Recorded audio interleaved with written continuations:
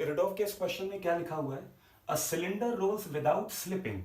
अगर स्लिपिंग नहीं है, इससे पहले वाले दो क्वेश्चन भी ऐसे ही हैं, तो नो स्लिपिंग की कंडीशन हमें अप्लाई करनी है।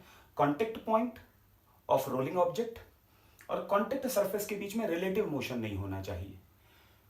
ओवर अ हॉरिजॉन्टल प्लेन, अब लिखा है द रेडियस, सिलेंडर के रेडियस स्मॉल आर है, दो पॉइंट दिए गए ए और बी, वो फिगर एरोडोव में दिया गया है, वो अभी मैं यहां पर ड्रॉ कर रहा हूं।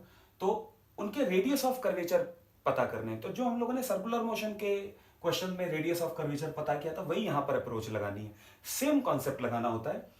क्या करना होता है कि आपको रिजल्टेंट वेलोसिटी चाहिए, रिजल्टेंट वेलोसिटी के परपेंडिकुलर रिजल्टेंट एक्सेलरेशन का जो कंपोनेंट होता है, रिजल्टेंट वेलोसिटी के परपेंडिकुलर रिजल्टेंट एक्सेलरेशन का जो कंपोनेंट होता है वो होगा सेंट्रीपिटल।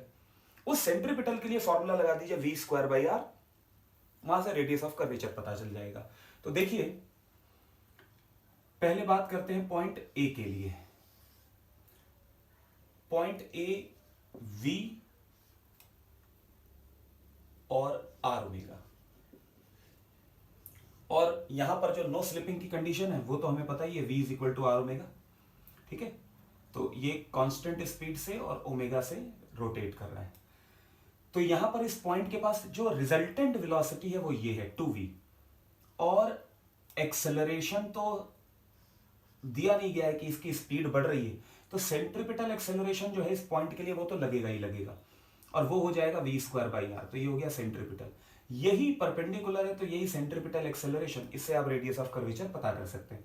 तो यहां पर इस पॉइंट के पास टोटल वेलोसिटी कितनी है, टोटल वेलोसिटी 2v है, लेकिन एसी के लिए क्या यूज करेंगे, वी स्क्वायर बाई आर, इस बात का ध्यान रखना है।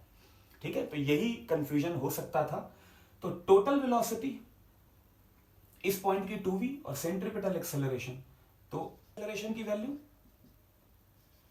v square by R, centripetal acceleration यहां पर पता है, और इसे आप इक्वेट करेंगे, सेंट्रीपिटल एक्सेलरेशन की वैल्यू यहां पर पता है, और आप इसको, ये तो इस रोटेशनल मोशन के लिए v स्क्वायर बाई आर है। जब ट्रेजेक्ट्री की बात हो रही है कि ये पॉइंट जिस ट्रेजेक्ट्री का पार्ट है और इसकी टोटल स्पीड 2v है, तो उसके लिए रेडियस ऑफ कर्वेचर क्या होगा, तो फॉर्मूला होगा v स्क्वायर बाई आर, ये रेडियस ऑफ कर्वेचर आपको पता करना है।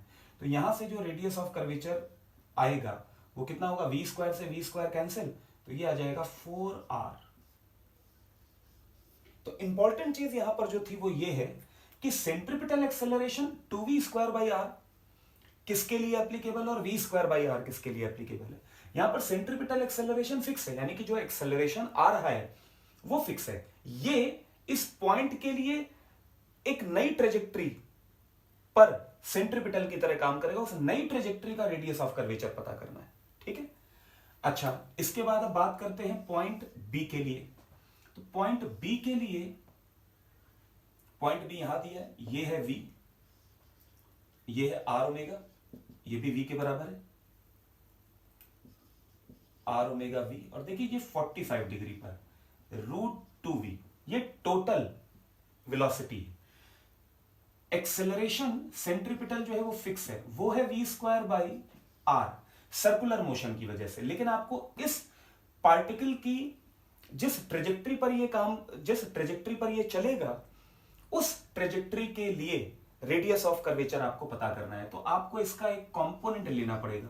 देखिए ये एंगल 45 बन रहा है, तो ये 45 डिग्री पर लेकर इसके साथ परपेंडिकुलर हो जाएगा, √2v, और ये, तो ये AC डैश इसके लिए सेंट्रीपिटल की तरह ये काम करेगा, इसका एक कंपोनेंट, टोटल एक्सेलरेशन का कंपोनेंट, और ये होगा v square by R into cos 45, यानी कि 1/√2।